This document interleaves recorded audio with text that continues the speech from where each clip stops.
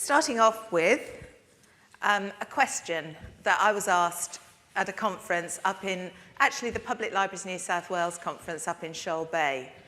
And somebody asked that very sensible question about how do we respond to people who ask us what we do in an information-rich environment and where people have online access. You know, it was that question about if all the books and all the materials are available online, does that make library and information professionals redundant? And the answer, of course, is no, but you've got to give them a bit more detail than that. So that led me to thinking that actually our vision, in my opinion, you know, and I'd like to talk to you about this, but the vision seems to be inspired, knowledgeable, creative, literate, enterprising, respectful, and connected communities where everyone has equal access to information and ideas. And if that is our vision of what society would be like, then actually library and information professionals help people create better futures within that vision. And they create better futures for themselves. So that's about keen readers gaining pleasure from books. It's about adults learning new skills. It's about students achieving better marks in exams. So there are lots of ways of people building better future for themselves. Better futures for their families. So that's grandparents taking children to story times. It's parents sharing books with their children. It's wage earners finding a better job. And I think with all these things, we taught, I think it was Steve who said, we have stories as well as figures. And there are some gorgeous stories. I heard a beautiful one about a grandfather who was actually illiterate in his early part of his life, but wanted to learn to read in order to share books with his children. And I told that story to a counsellor who was talking about National Year of Reading and finding it all a bit kind of too esoteric when you talk about 46% of the population can't read. But when we got down to that one story, sorry, I've got a frog in my throat, one story about a grandfather who set out to read because of that very personal need, then that story brought that whole thing to life. The other thing is better futures for those who rely on people's expertise. And that's something we talked about yesterday about health librarians doing their bit to help doctors and clinicians do better jobs for their patients. So if we're talking about better futures, so if library and information professionals help people achieve better futures, how do we do that? We do it by extending people's knowledge and understanding. Because whether that's a book, you know, I did quite a lot of work about teenagers with reading. And for teenagers, it was things about they could read in the book things that they hadn't experienced in real life. And actually it helped them go through that whole agony of dating or that whole experience of the bad side of drug taking without actually having to live through it themselves, but they could experience through a book. Even fiction, you know, fiction actually extends our knowledge and understanding, as does non-fiction. So we get increased knowledge and understanding from access to other people's ideas, and that's ideas expressed in books, ideas expressed in all sorts of academic thinking and so on. So this brought me to the fact that the role of library and information professionals is to find, share and connect, which was why I was so pleased when Tim said it's aggregate, filter and connect, because I think we're sort of going down a similar route. And that's about connection with ideas, books, information, knowledge, resources and community. So I think that the services delivered by the people in this room, by library and information professionals, I think the services we deliver are unique.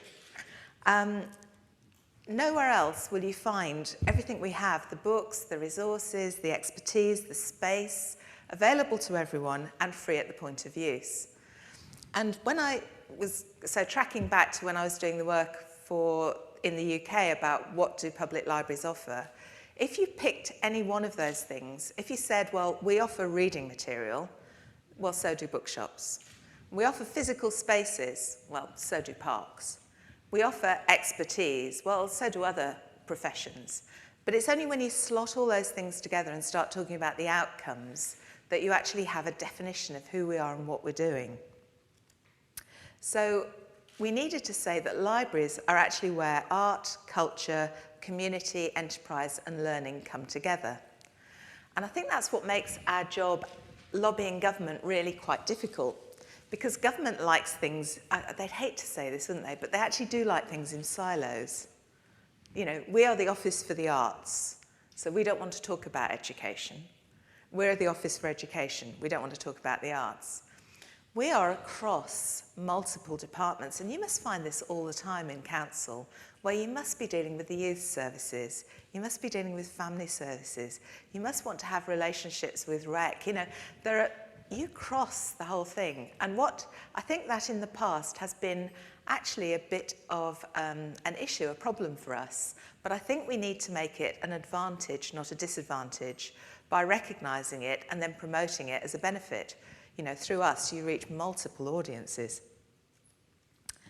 I think our services are catalysts for discovery and information. So again, that connection, that intersection. Come here and you're connected with other things.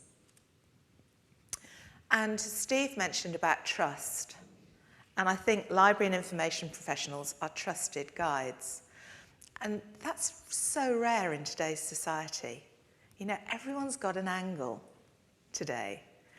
I was reading a book a while ago, a management book, and I can't even remember the title, but it described 3 groups of people. It described princes, merchants, and guardians.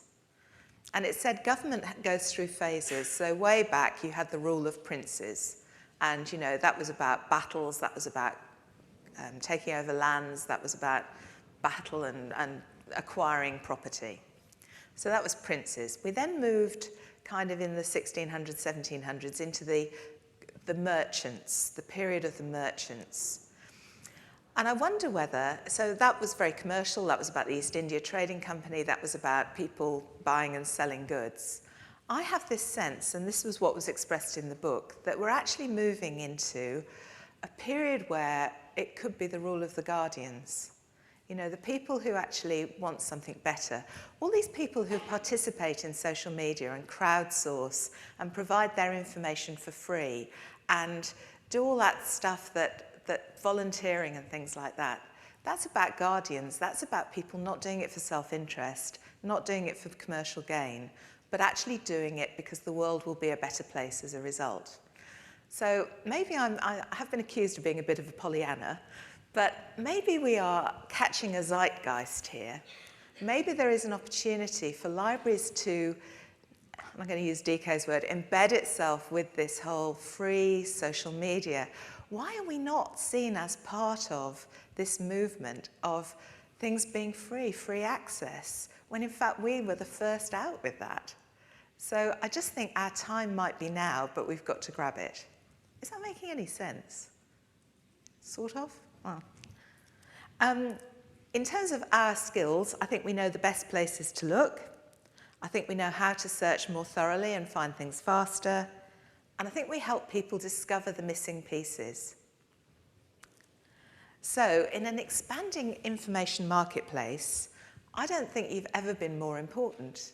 And as I said, I think there is an opportunity to grasp it right now and be part of this revolution. There are more books and resources available now than at any time in history.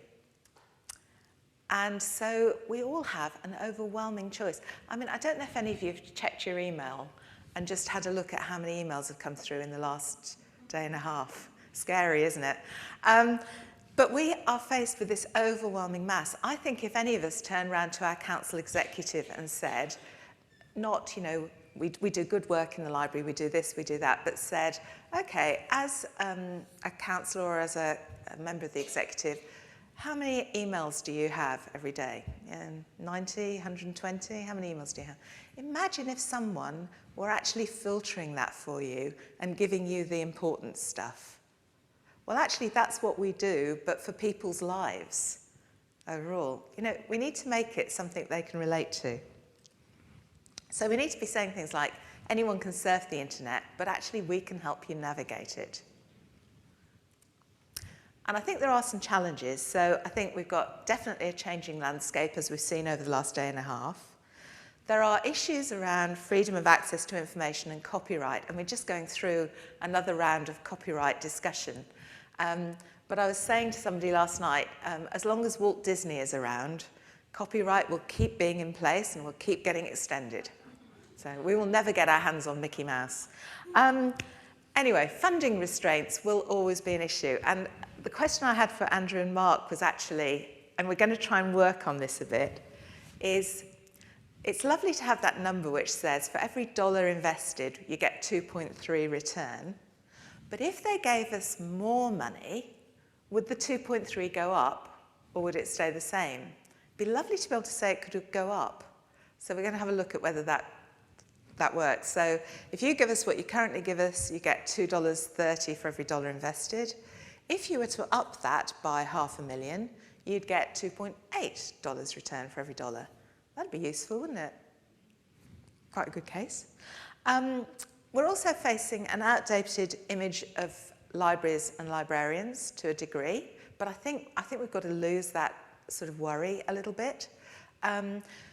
Steve started with some horrific figures from the UK when he did his presentation yesterday about numbers of job losses. It was really quite scary. What I would say is they have had the global financial crisis in spades. So when I came to Australia 4.5 years ago, I came here, looked at the libraries, I went around, visited a few.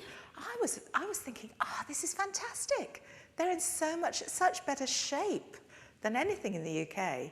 We had an audit of library buildings in the UK, and not to improve them, not to do necessary things, but just to repair them, necessary repairs, right? Necessary repairs like loose seats busted and things like that was going to cost £80 million. They were in that poor a shape. So, here it was just a joy. Anyway, I think the opportunities are people are focusing on knowledge and information. And although we do worry about literacy in society, people have to be literate in order to use social media. It's just a different form of literacy. And we might not like smiley faces and abbreviations too much, but actually people are communicating. Technological innovation could help us enormously, and we've got massive community support for libraries and information services. And again, Andrew and Mark and I were talking about the Victorian State Libraries last year when Ted Baillieu was going to put through huge cuts to the funding. And what happened? Everybody came out in protest. And the cuts did not go through. So we have got that amazing support. So I just wanted to sort of put that as a background. So that's the kind of thinking that I wanted to put in place before talking about how to use this thing, the Library Dividend, to advocate for your libraries, because I think this is really exciting. It may only be a few pages of paper at this stage, but I think it gives you some enormous opportunities. So I think it gives us, firstly, a document. Now, that might not sound too exciting, but think what you can do. Think who you can put that in front of. And it just feels substantial. It's beautifully designed. It looks credible. Excellent. That's a good thing to start with. It also gives us a dollar figure, that $2.30 for every dollar. I'm sorry Sharan's had to leave, actually, because she was saying yes. Oh, hello. Still here. Sharan, you were saying yesterday about 1.3 million books, and that's just such a good figure to be able to put out there. I think this $2.30 for every dollar is just a really easy, straight figure that everyone will get. In advocacy terms, I think if you've got to explain anything you're trying to use, don't use it, because it's not going to work. Everything we say to counsellors, I keep saying counsellors, don't I? But I've just spent too much time talking to counsellors. But anything you've got to say, if you're saying it's $2.30, but actually that's an amalgamation of a couple of figures that don't go there. It's $2.30 for every dollar, okay? It's just easy. It also gives you a local comparison. So if you're in one library service, you can say, well, look, actually, I can't remember who put in. Was it Gold Coast or Sunshine Coast? Gold Coast was $2.44 for every dollar. So if I were in Gold Coast, I'd be going, look, aren't we good? Impressive. Now invest a bit more in us will be even better. I do this other advocacy workshop that people might have come to where I talk about how to bring people on side. And I talk about the fact that the people we normally lobby, the funding bodies, anyone who's in a senior position is going to have a little bit of ego, just a tiny bit of ego, right? And actually you need to play to that ego just a little bit, because they don't like it if their library or their whatever it is isn't as good as the neighbour's one. And I know that's terribly simplistic. Everything I say is really simplistic, but it's true. So actually, going back to the photographs thing I mentioned earlier, if you've got your library services does 2.44 and the next one does 2.66, then actually, you know, just a little bit of extra investment and we could beat the neighbouring council. You know, just a thought.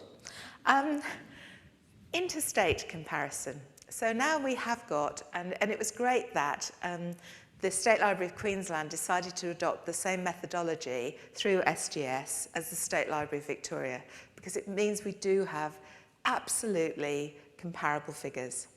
Now we have to be a bit careful about that, and I'll come on to that in a second, but it does mean at least we've got the methodology that Sue H was talking about yesterday, you know, and that's what you were looking for, was a consistency. I've heard that New South Wales are also redoing their figures as a result of you guys doing yours. So we'll actually have 3 current kind of reports fairly soon. Right? The other thing is you've got community endorsement. People would pay more than they're actually paying. It's actually costing about, I think it's $41, and they're willing to pay $52. That's a huge, you know, I'd be using that in my figures, definitely. And the other thing is rankings, what people value most. And what came out of that was people didn't say, I value being able to borrow a DVD. Well, they did, but they also said, I value the fact that it contributes to my leisure time. I value the fact that it contributes to young children being able to read. So going back to what Sue was saying yesterday afternoon, it actually gives you some rankings on the outcomes. So you've actually got that drill bit hole thing that we talked about earlier, ready and waiting. So, State Library of Queensland has not only given us this fantastic report, which I will be using extensively, but they've also given us some resources. So there's a website that's going live, I think possibly even already gone live. Yep, great, excellent. So Deb, you've got a PowerPoint on there, you're going to have a fact sheet on there, you're going to have the library value calculator. There's going to be a template advocacy plan on there, and the presentations from today will all be on there. Oh, and the documents. Sorry. Thank you, Deb. So you'll have it all there, so you can share it, you can embed it in your blog, you can do whatever you like with it. It'll be fine. So what can we do with it? So we have a news story for the media. So that's about going back to your council, talking to your PR people in council, getting them to do their own media release with you. Does everybody have a good relationship with their PR people? No? Yeah. If you've got a dodgy relationship, hopefully the National Year of Reading has helped. You know, PR people are always desperate for a good news story, so I'm hoping National Year of Reading helped bring people together a little bit. With this one, it's a good news story, actually. Well, it's a neutral story for them. I'm sure they would be interested to hear from you. The other aspect is it's not just about your local thing. For them, it's an opportunity to show your council in relation to the rest of Queensland. So just worth giving them a call. It's an opportunity to call on friends and ambassadors for comment. So if you've got any, ambassadors who you're using for National Year of Reading or other things, you might like to send them the report and say, wouldn't it be great to get, and I'm sure Nick Earls would do it, if you got a thing which said, it might be worth $2.30 for every dollar, but to me it's worth gold. Oops, sorry. For me it's worth gold. So, or for me it's worth $1 million. Nice quote would get you in the media. It's the opportunity to seek out existing and new partners. If you're sort of working with community groups or people like that, do you always share information like this with U3A, with the language groups, with the neighbourhood houses, with the whatever other equivalent you have? It's just quite a nice thing to share, because the more we share, the further it goes. It's again what DK was saying today. If that KLM example where they gave things to a few people and suddenly they had 1 million people talking about it. Well, actually, the more you give this out, the more people who'll be saying, do you know, with libraries, it's $2.30 for every dollar. It's the opportunity to sell our story internally within council. So we definitely, I mean, you must have plans already for how to get it out there to your own council. And it's also an opportunity to share with your own team, you know, this good news. So let's feel good about what we do. I think sometimes we forget to share this with our own teams, and actually we lack confidence going forward. And I think it will give everybody confidence to say over the desk, oh yeah, actually, you know, you might just be borrowing a book, but you're getting $2.30 worth of value for every dollar you spend, this council spends. So, I think what we've got here are great conversation starters. When I do advocacy and lobbying kind of workshops, we always talk about the elevator pitch. Well, you've got some great ones here. So you've got the fact that, well, we know this, nearly half of all Queenslanders are public library members. We've got the fact that people value the services we offer. Our library returns $2.30 worth of community value for every dollar invested, and people would pay $52 a year for this. So you've got at least 4 or 5 things that when you get into the elevator with the chief executive, instead of saying, gosh, it's raining, first time in ages, we can actually talk about this. I'd sort of say, though, think about, at the same time, what is your ask? Because we need to be, it's great to have general advocacy stuff, but you need to have a focus. You need to know why you want it. So is it that you need a new library? You need to upgrade? You need more staff? Do you want to be included in more council strategies? I'm horrified at the number of council strategies I look at, and they don't include libraries in things that I would think it was obvious to include libraries in. Does anybody else find that? Yeah? They just, we've got to get other council departments seeing us. You might need funding to improve your collection. You might need approval for a digital strategy, or you might need the council to see libraries in a new light. I think I always focus on money. I always think we need funding for, but actually it's not always funding. Sometimes it's those other soft things about just getting people on side, which we need. So I would suggest that you ask maybe your mayor to launch it locally. Really easy to do, fit their diary, you know, you can do something around it, get some kids in. I come from Melbourne, and we've got, does anyone know Robert Doyle, our Lord Mayor? No? Is he anybody's personal friend, cousin, anything like that? No? Okay. Right. His PR people did the most brilliant thing, right? Because Robert Doyle has got a tiny ego, and so his PR people organised, they really wanted him to go to this library, but they couldn't get him to go. So what they did was they said, it's okay, because what we're going to do is get lots of children dressed as little Lord Mayors. And, you know, he turned up. So there he was with his chain. There were all the little Lord Mayors with their chains.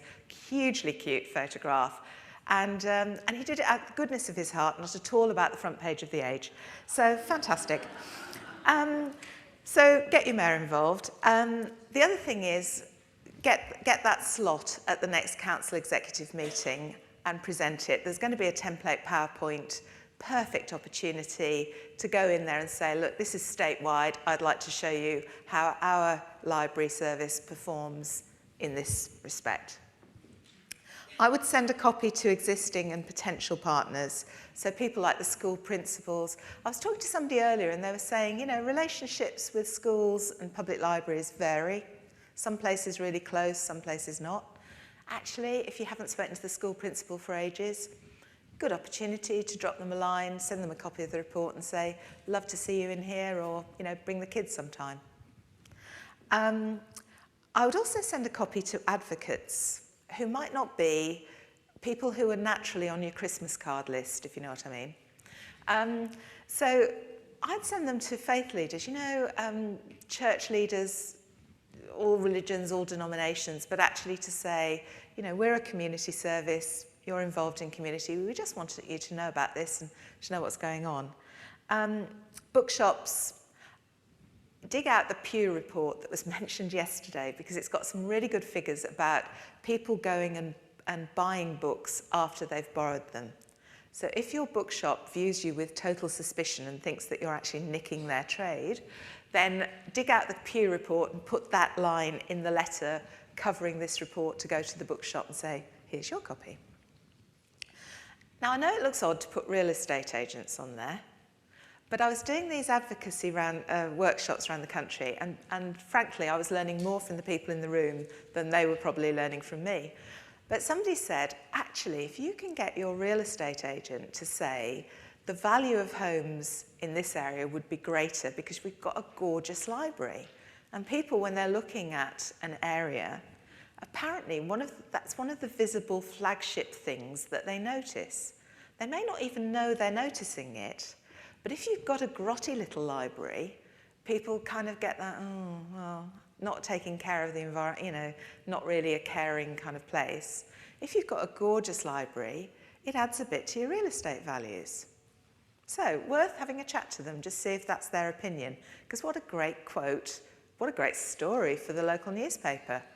A nice library adds 100 grand to your property. Well, maybe not that much, but anyway. Doctors, obvious one. The other thing is circulate around council. It's that thing about, actually, I do think we need to advocate across council departments as well as up to the executive and councillors. So I think that's an important one. Oh, yeah. Absolutely. Thank you, Sharon. Economic development, really good point. I'm just going to go off on a slight tangent on that one, if I may. I did some work with the City of Marion in South Australia, and I don't know, does anybody know the City of Marion? Yeah, Roger does, yeah. Well, it's a really affluent-ish sort of society. It's nice bayside sort of thing. And they've had the same library in a pharmacy shop for 20 years. It was a temporary move, and it's still there. And I must admit, we did the photo thing again, so we did photograph it with all the lights off, which was really useful because it looked very dark, as it would with no lights on. But I went to talk to Abby Dixon, who's the library manager, and she was saying they've tried for about 12 years, they've been trying to get this up, trying to get some funding. And we came up with a cunning plan. And we decided that because there were lots of small businesses locally, and they were all fairly isolated, it was one-man bands working from home, that actually we would develop a model for an enterprise hub. Australia's first enterprise hub, we called it. Not sure if it is, but it sounded good on the proposal. Anyway, so we've put some stuff together, and basically it's what you already do. It's some databases, it's a meeting room, it's what you already do, a search facility. Duh.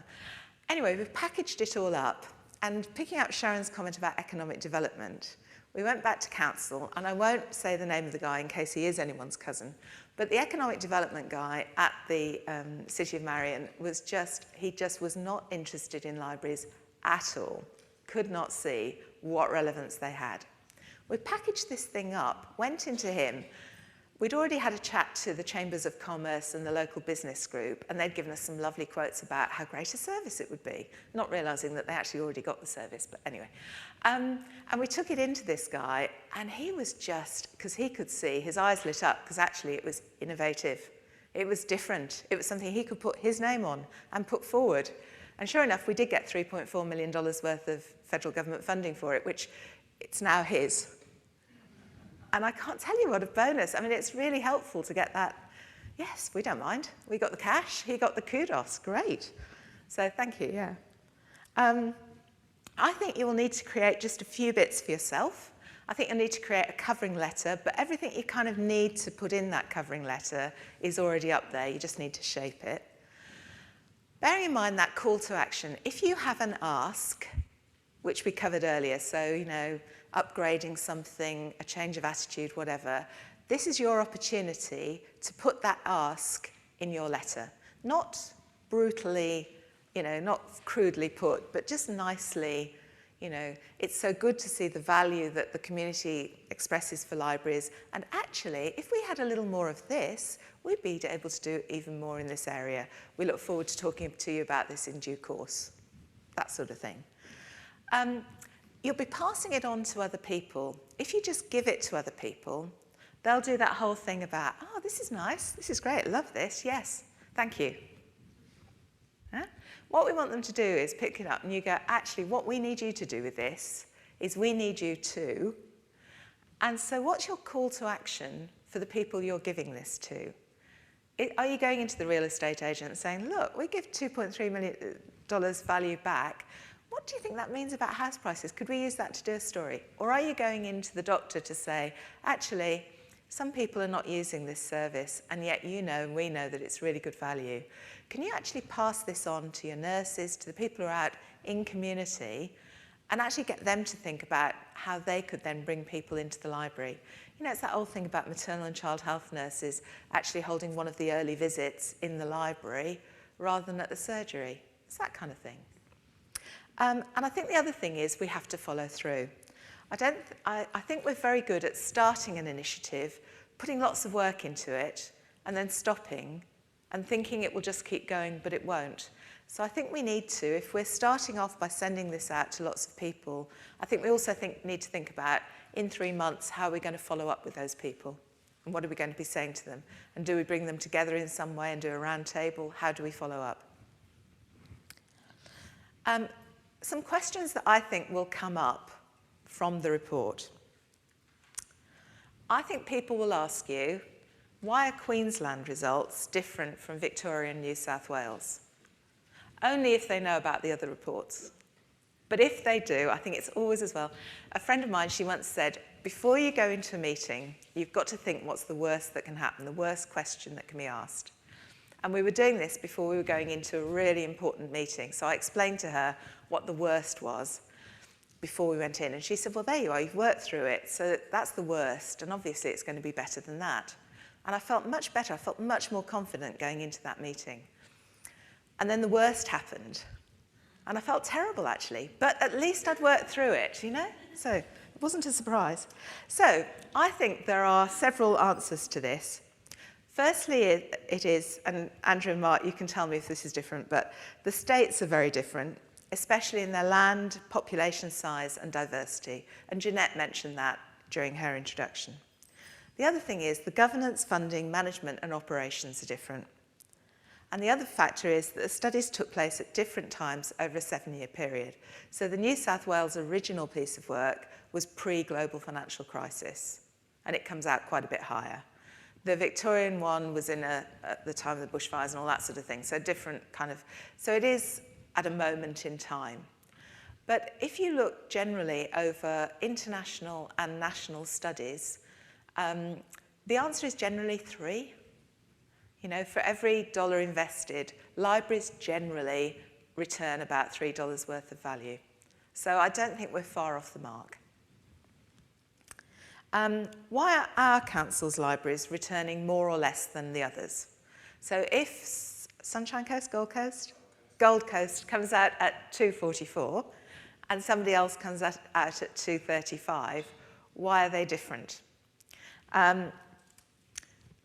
Public libraries are designed around our communities, and the level of community benefits will depend very much on the local community. That's a kind of weasel response, really.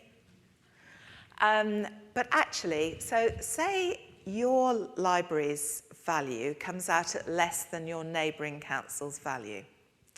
Well, that's a reason to go into council and say, invest more in our libraries and we can be up there at the same level. Okay? If you are, on the other hand, scoring higher than your neighbouring council, you can go into council and say, aren't we great? That's because you've invested in us. And if you invest a little bit more, you'll have an even better return that you can really brag about. So I think, you know, we have to use, you always use figures. You have to choose your figures that you want to use. And I'll come on to that in a second. So if people are willing to pay $52, why aren't we charging them? So free at the point of use is a core value of libraries. The world's over. The world's over. I did this last night, sorry. Too many glasses of wine. Promoting equality of access to information for everyone, including the most disadvantaged in our society. And the other answer to this question is, you could try it. Yes, and not in New Zealand, obviously, because you are. Anyway. Marion, great answer. Yes, answer from Marion. They're already paying in their rates. Perfect. Thank you. Yes, because free at the point of use rather than free totally. Brilliant. Now, how does this return on investment compare with other council services? My husband, he said, when he goes to his grave, he wants me to have etched on the gravestone, context is everything. Okay? And the reason he wants this is he's worked in the restaurant business for a long time, and he reckons that there is nothing more attractive than a waitress carrying a plate of food to you with glorious kind of curly blonde hair done up in a chignon, whatever. But there's nothing worse than having the plate put on your table and one of those curly hairs actually being on it. So it's all about context. Hair on the head, fine. Hair on the plate, not good. So it's all about context. So, and it does get worse, but I'm not going there. Anyway. So $2.30 for every dollar, it only works if we put it in context. So I found this very handy quote last night, which is from a guy called Paul Yarossi, who's chairman of the American Roads and Transportation Builders Association, so he obviously knows what he's talking about. And he's referring to something called Moody's Analytics, which they use apparently in America to dictate infrastructure. And Moody's estimates that every additional dollar spent on infrastructure generates a 1.44 US dollar increase in gross domestic product. So I think we can extrapolate from that a very simple statement, which says that roads return $1.44 for every dollar invested. We return $2.30 for every dollar invested. Now, this is where I say you have to pick your figures really, really, really, really carefully. Because if you Google return on investment, it's all over the place. You know, I did a piece on disability, what was it called? Basically, it's design. If you design for disability rather than retrofitting that kind of design, then it returns something like $234 for every dollar invested, you know? Can't compete with that. So I'd just find a few figures and choose the ones that work for you. Okay? Now, it's now sort of heading, perfect timing. So what I was planning at about 2:15 in 5 minutes' time, what I'd like to do is to go back onto the terrace where hopefully, looks at Bruce, hopefully there will be tables set up with chairs around them, because what I'd like to do is a workshop session. So I've just shared with you a few thoughts about what I would do if I were given this wonderful gift of the Library Dividend. Sue and I put together this workbook thing, which hopefully, has everybody still got copies? If you haven't, there are a few more down there that we didn't use yesterday.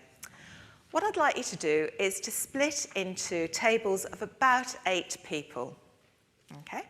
And I'd like you to have a chat about your situation, and I'd like you to choose one of the libraries that's represented around the table. And I'd like you together to work through this and work up an advocacy action plan for that library. So one of the 8 gets the chance to do their advocacy plan and take it home with them. When we come back in, we'll do an hour on that, so that'll take us to 3:15. When we've done that, I'd like to come back in, and I'd like one person from each table to stand up and present back a very brief version of that advocacy plan. Because what I found with advocacy is you get so much more from talking to other people and sharing ideas. So I think this would be a really useful opportunity. I'm very happy for the libraries to be anonymous. I think that might be really helpful. So it doesn't have to be the person whose library it is who presents back the plan. So if we could now move forward to the terrace, split into groups of 8, and we'll return at 3:15. Thank you.